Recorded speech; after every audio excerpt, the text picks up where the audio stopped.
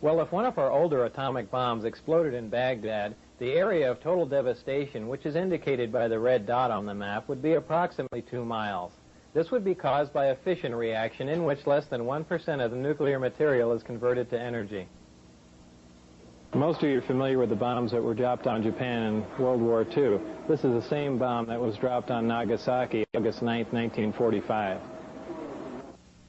About this same time, Dr. Edward Teller, who's known as the father of the hydrogen bomb, figured out that a nuclear fusion bomb was possible.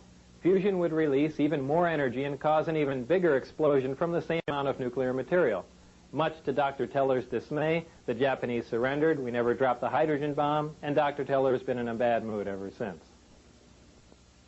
But if a hydrogen bomb containing the same amount of nuclear material as the Nagasaki bomb were to explode in Baghdad, the area of total devastation would be approximately 20 miles. This would be caused by a nuclear fusion reaction, which again, less than 1% of the nuclear material actually converts to energy or explodes. The other 99% of the nuclear material on this type of bomb is dispersed, but is not involved in the actual nuclear fusion reaction. Now, if a bomb was made with the same amount of nuclear material as the Nagasaki bomb, and that material was antimatter, when that bomb exploded in Baghdad, the area of total devastation would include parts of Africa, Europe, and Asia, with the exact area of total devastation being very difficult to calculate. This would be caused by a total annihilation reaction, which is the complete conversion of matter to energy. 100% of the nuclear material in this bomb would explode or convert to energy. We currently have no practical way to harness antimatter into a bomb, and generally speaking, we can only isolate antimatter in a particle accelerator and store it for a short time. This demonstrates the enormous amount of power released when you totally convert matter to energy, which is what happens when antimatter and matter are combined. So back to our power source. Inside the reactor, element 115 is bombarded with a proton, which plugs into the nucleus of the 115 atom and becomes element 116, which immediately decays and releases or radiates small amounts of antimatter. The antimatter is released in a vacuum into a tuned tube, which keeps it from reacting with the matter that surrounds it. It is then directed towards a gaseous matter target at the end of the tube. The matter and antimatter collide and annihilate, totally converting to energy. The heat from this reaction is converted into electrical energy in a near 100% efficient thermoelectric generator. This is a device that converts heat directly into electrical energy. Many of our satellites and space probes use thermoelectric generators, but their efficiency is very, very low. All these actions and reactions inside of the reactor are orchestrated perfectly like a tiny little ballet. And in this manner, the reactor provides an enormous amount of power. So back to our original question.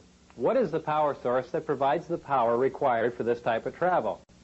The power source is a reactor which uses element 115 as a fuel and uses a total annihilation reaction to provide the heat which it converts to energy, making it a compact, lightweight, efficient onboard power source.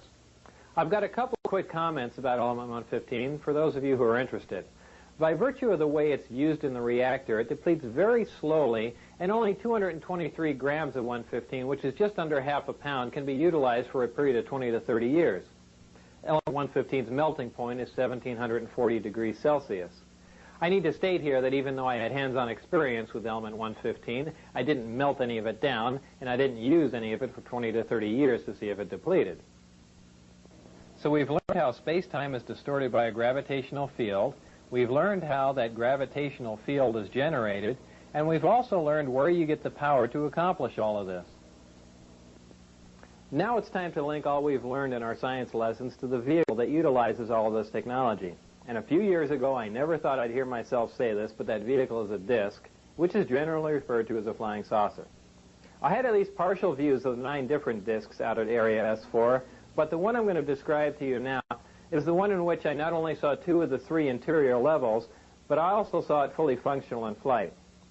And no, unfortunately, I didn't get to go for a ride in it. This particular disc appeared to be in excellent condition, and because of its sleek appearance, I nicknamed it the Sport Model. The Sport Model is about 16 feet tall and 40 feet in diameter. The exterior skin of the disc is metal, which is the color of unpolished stainless steel. The Sport Model sits on its belly when it's not energized. As you can see, the hatch is located on the upper half of the disc with just the bottom portion of the door wrapping around the center lip of the disc. The interior level of the disc is divided into 3 levels. The lower level is where the 3 gravity amplifiers and amplifier guides are located. These are the things used to amplify and focus the gravity wave that we learned about in our science lessons.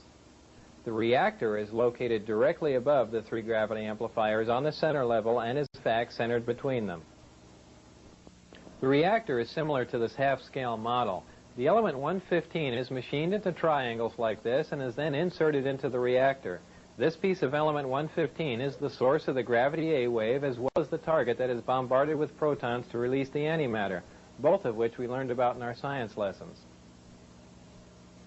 The center level of this disc also houses the control consoles and seats, both of which were too small and too low to the floor to be functional for adult human beings. The walls of the center level are all divided into archways. At one point in time, when the disc was energized, one of the archways became transparent, and you could see the area outside of it just as if the archway was a window.